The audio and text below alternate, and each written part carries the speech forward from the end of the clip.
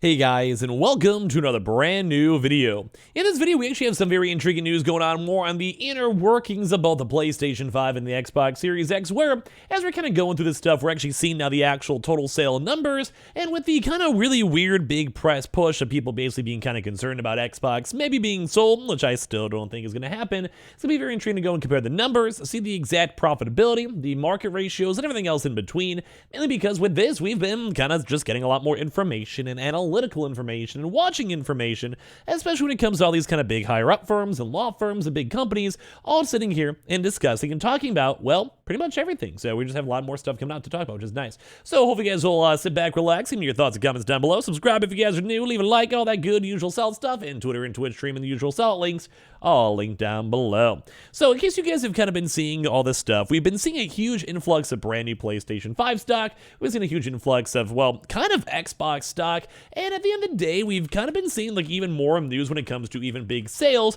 when it comes to even say the Xbox Series S, which is also part of the big sales numbers too, obviously, but I was going to say a lot of little various big things. Where even right now we're seeing things like the Xbox Series S going on sale for over $150. I'm going to show you guys this really quick. But at the same time, it's kind of going to show that there's almost like no way for them to kind of go win and beat a lot of these pushes that PlayStation's doing just by overall big demand. And the Xbox itself is still doing good, but it's not doing the best. So we're going to talk about a bunch of random little things over here, and well, yeah.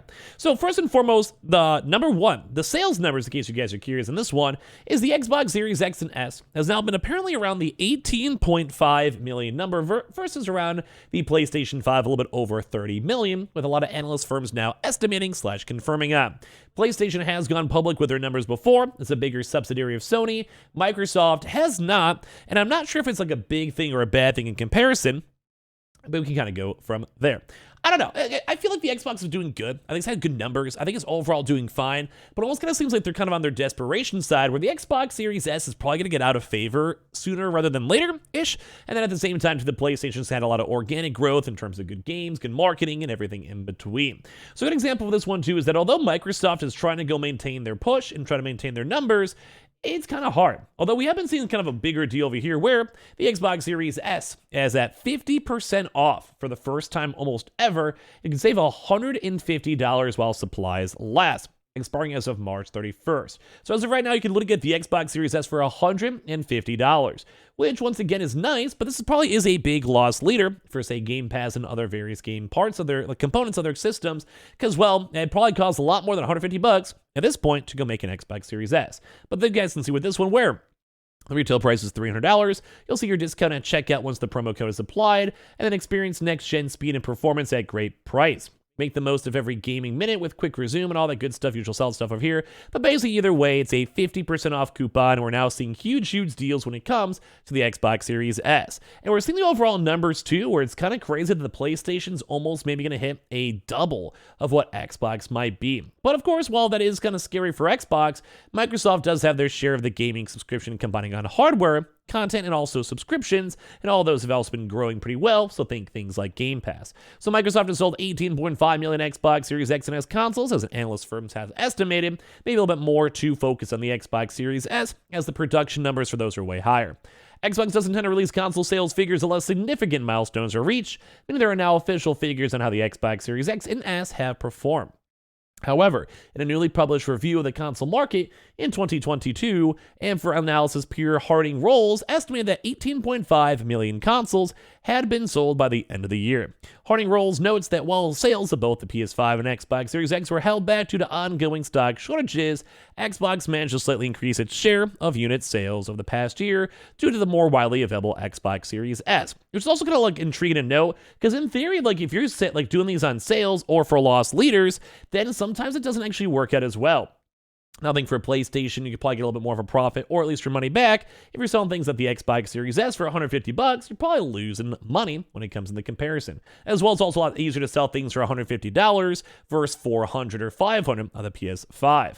So, however, he goes and notes, the level of demand for the Series S during the holiday season, even with pricing promotions, suggests that it does not have the high-end pull of its bigger brother.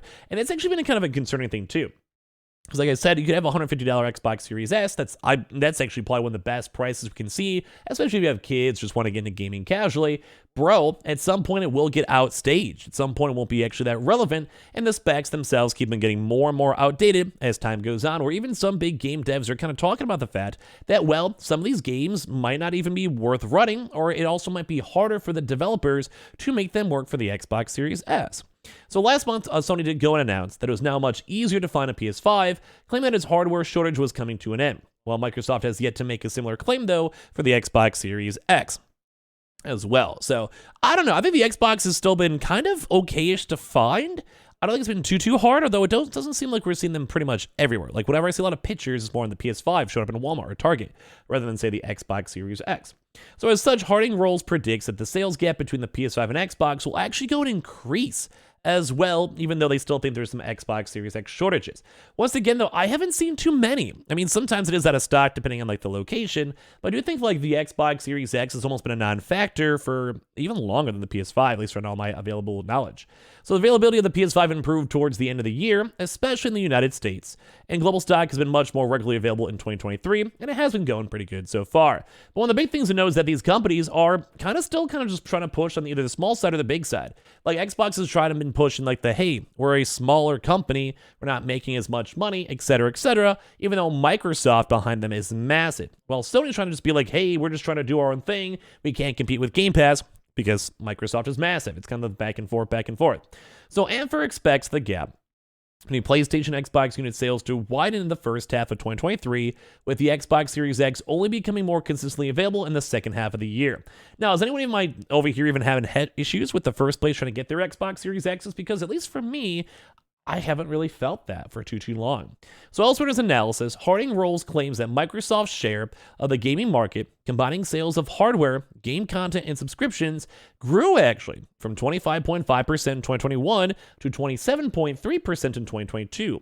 Well, actually, Sony ended up actually dropping, if you also factor in, say, like Nintendo and also Xbox too, but it does seem like Xbox took more of the bigger cut, I guess, from that pie over there. So let's kind of look through some of the numbers too. It seems like Microsoft 27.3%, Nintendo 27.7%, and Sony at 45%.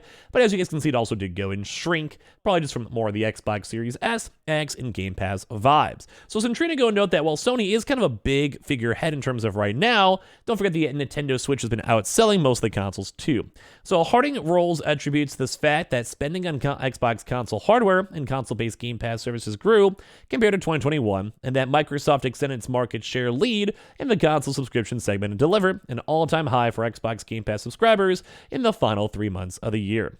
Microsoft President Brad Smith claimed during the press conference last week that Sony's PlayStation has a 70%, even bigger than expected, global console market versus Xbox's 30%.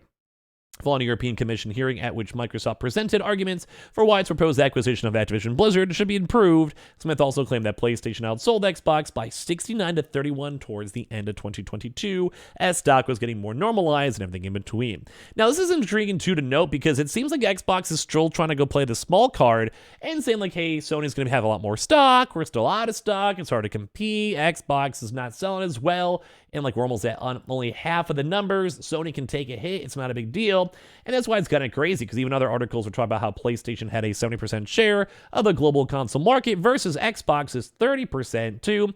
And every single kind of claim kind of seems like Xbox is trying to say that, bro, like, let us cut a deal. Sony's bigger. We're trying our best. We have more money from Microsoft, sure, but Xbox as an overall platform hasn't been as good. And then keeps on his going back to the big arguments where it comes to the European Commission, the FTC, the CMA, all discussing the fact of, hey, well, these companies are going to have a little bit of problems because we have all these big regulatory issues and these huge buyouts, etc. And that's why we are still seeing this big hard lock on this big court case. So these numbers have been remarkably steady now for around 2 decades, and even last year, when there were issues with Sony's supply chain, they came back strong. And it does seem like even though PlayStation is technically outselling right now based on their numbers and everything else, yeah, it's nuts. At least globally, too, they're also trying to push that Sony is a bigger global company in terms of consoles, and they still want to make more stuff. So it's all over the place because with NVIDIA and Nintendo being a part of the deal, they're kind of like, sure, why not? Let's go make it happen. While PlayStation itself is on the opposite side. So I don't know. It's like a lot of big drama all back and forth, back and forth. So I myself, I think it's crazy. I think Xbox should be doing a lot better. These big deals and promotions going on for 50% off might help out their overall sales numbers and like total number of consoles, but it might be kind of harder for them to keep on having their numbers and, well, kind of maintain this stuff and also not losing as much money. Although they get more Game Pass subscribers, still intriguing. So give me your thoughts and comments down below. We have the Twitter and Twitch stream down below. We have the Target Amazon links down below. We have everything else down below too. And I appreciate you guys all so much for watching here in the first place.